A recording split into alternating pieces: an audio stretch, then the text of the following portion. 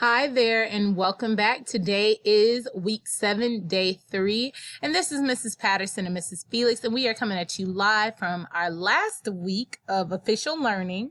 So that doesn't mean last week of doing stuff, but last week of official learning for teleschool. So good morning, good afternoon, or good evening, scholars, depending on what time you are accessing this. Let's go ahead and kick it off with our pledge of success. I hope you're learning how to do it a little bit better now, but please join me and let's go in 1, 2, 3. I will be the rose that grew from the concrete, able to stand on my own feet. I am proud of who I am and confident in who I'll be. If I'm focused, I will achieve anything that I can dream. Look out, world, because once I have started, there is nothing stopping me. As we've been doing every day this week in ELA, we are focused on our standard ELA GSE 4RL5. Last week, we focused on the first part where we explained the major differences between poems, dramas, and prose, and we referred to the different structural elements of poems, such as a verse, rhythm, meter, stanza, and rhyme.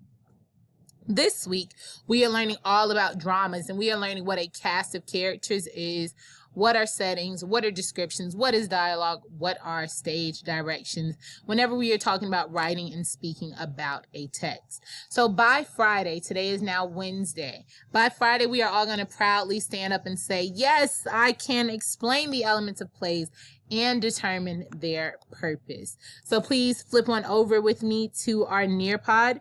We are starting on page 316, and today we are going to be reading another play. First, you guys are going to pause the video and read independently to figure out what is the subject, so what is this play about, who are our characters, and what events are happening. Then you're going to reread it a second time. You can do it independently or with a parent, guardian, or a sibling. And you are going to actually be studying those different elements of a drama or of a play. We learned earlier this week on Monday that a drama or a play is a story that is acted out on a stage. We have actors that play each role of the characters, and they follow what is known as a script. That is our written text. So we break that down and follow that. We also have learned about the setting, which is where and when our story takes place. And we know that that has a huge impact on our play because it determines how we decorate our stage, the different things that we include. It determines how our actors talk, because people in Britain talk a little bit differently from people over here in America. So your setting, where, as well as when, whether it's in the past or whether it is now, have a huge impact on our play or on our drama. So the setting is important. Your cast of characters or those list of characters are hugely important as well, because it lets the director know how many different actors you have to have in order for this play to be directed. We also have stage directions, which tell us exactly what the actor should be doing to bring that character to life. It tells us if they're walking across the stage, if they're staring angrily at someone. It tells us as well how they feel. So they happily said this, they joke, they laugh, they scream. Those are our different stage directions. As we said earlier, typically with a script, the author or the person that wrote the script will go out of their way to make the stage directions, to make the dialogue, as well as the cast of characters. They want that to stand out from the rest of the text. So they typically will do the cast of characters as well as the stage directions in something called an italic style.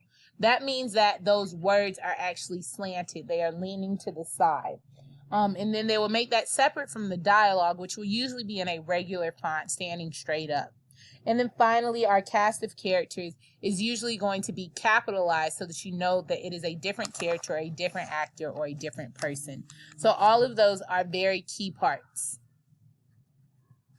So that's where we're going to start today. And today we're going to be reading a play or drama called The Lightening Tantrum by Hilary Strum. For the first time that you read through this, I would like for you all to first read simply for understanding, so that you can figure out what is the subject of this play, who are the characters, and what events are happening. And as you read through the first time, I'm positive that you're going to come across words that you don't know or understand. When you come across those words, please place a check mark above them. And then before going to either a parent, guardian, or sibling, or a dictionary or Google to figure out exactly what those words mean, I want you to try to look inside of that word, look around that word, or even look beyond that word in the text to see if you can use those context clues to figure out what that word could mean. So the very first time, I want you to pause the video, go through and read it by yourself. If not, I am going to be reading the Lightning Tantrum to you all as well. Before we get started, I want you all to just make sure that you understand what the word tantrum means since it's in our title. We know that's going to be a big part of our play because typically our title gives us the main idea of what the subject of our story is about, or here, our play and drama. So a tantrum, that's a very important word. A tantrum is whenever someone has an outburst of a bad temper. A lot of times we say that like our younger brother or younger sister or any younger sibling or family member is throwing a temper tantrum, but it's typically when they get a bad temper and they respond by being really upset, and they respond in a very loud and angry way. So here, this is called the lightning tantrum. So I'm going to assume that some lightning, I guess, is going to be upset in some way and respond in a very loud and angry way. So let's go ahead and read to figure out. Our cast of characters. It says we have a young light, a mother light, and a father light. So that tells me if I were our director, if I was the one that was putting on this play or drama, I would need 3 different individuals. I would need a young light, so an actor to be the young light, a woman to be the mother light, and a male to be the father light. Our next line, line 2, it says that the setting, so where and when our story is taking place, is on a colorful, cloud-filled sky at late evening. The light dims on 3 figures dressed in bright white gowns. So this is helping us because we also know exactly how our actors should be dressed. All 3, young light, mother light, and father light, should be dressed in bright white gowns. So that's why those different stage directions that we have before we get to the dialogue, what's actually being said, is super important. All right, so let's see what happens in this story. Young light. I'm tired of behaving. It's boring and I don't want to be quiet. And I really don't want to go to bed yet. Mother light. Young light. I know you don't want to go to bed yet, but that's the way it has to be. Father light. During the day you can play as much as you like, but when night comes, you've got to go to bed. Young light. But why? Why can't I play at night? Mother light. Because there can't be light in the sky at night. That's when people on earth are sleeping. Young light.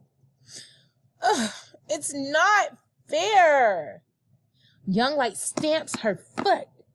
Then she begins pounding her fist against the sky. Father light.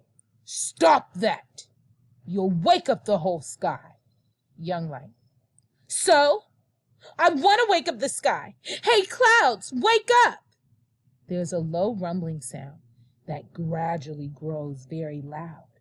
A flash of light is followed by a loud boom. Young light. Ha ha! I woke up the clouds. Rumble. Mother light, shaking her head. Oh dear. I guess the people on earth will have a big thunder and lightning storm tonight. So that is called the Lightning Tantrum. This is a play or a drama written by Hilary Sturm. And we just read it the first time just to figure out what's going on. So I want to check with a few comprehension questions to see if you guys really understood everything that's happening. So our first question, where does the play story take place? So they're asking us for the setting. Where and when is the story taking place? Go ahead and try to answer that. Okay. Yes, it is outside at night under a colorful cloud sky. We know that because right there in line 2 of the play, it says the setting. Number 2, who are the characters in the play? We can find that out by going to look at our cast of characters. We have 3 different characters. We have young light, mother light, and father light. Number 3, are these characters people? So you really have to think about what we just read and see if you truly understood everything. Are they people? And if not, what do you think they are? And let's look at some clues. It says the Lightning Tantrum. And we know that these characters are dressed in all white. So what do you think they are if they are not people? Okay, yes. They are probably lightning bolts.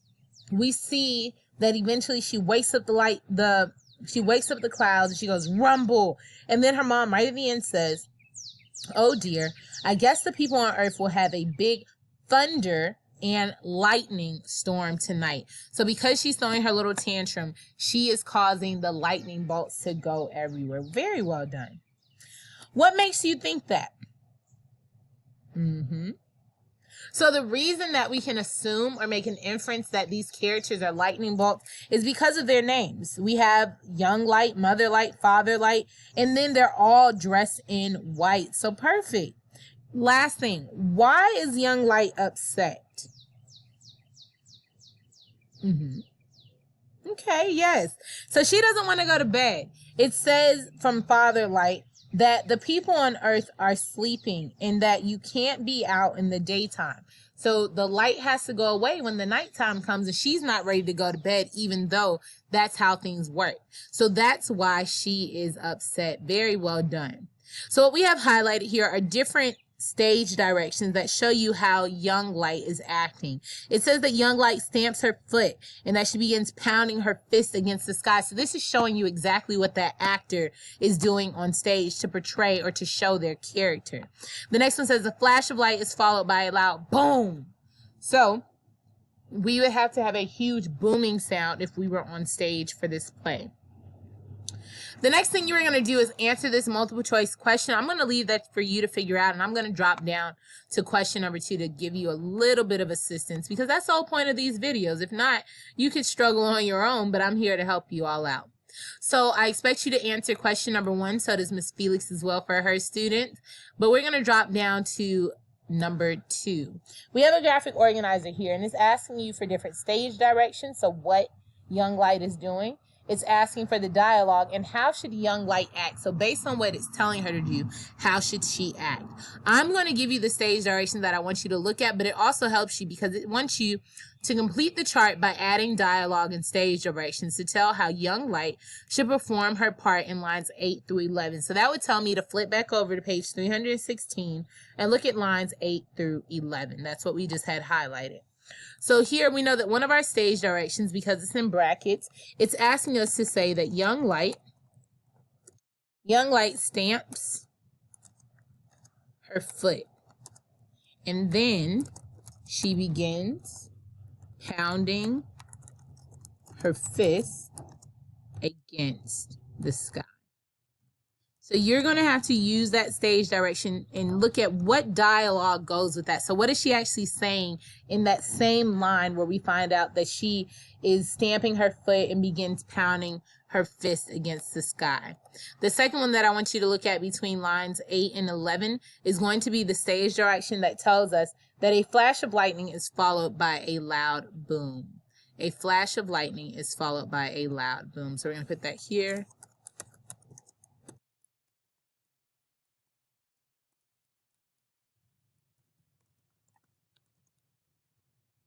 And that's the one that you guys are going to work on. So since we have a little bit of time, I'll give you an example with the first one.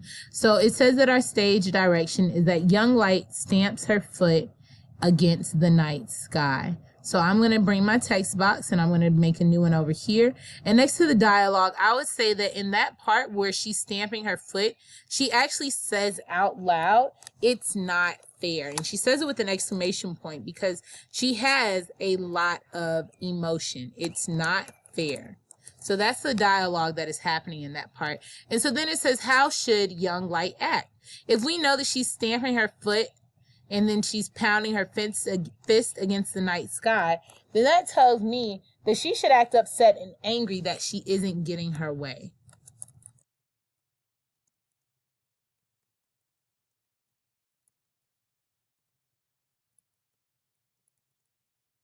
So that's what I'm looking for. I just gave you an example. So I did that first one. I want you all to come back and do this bottom part yourself. So give me the dialogue of what she's saying at the same time that a flash of light is followed by a loud boom, and then tell me how she should act. You're going to complete question 4 on the rest of this Nearpod. Let Miss Felix or myself know if you need any assistance.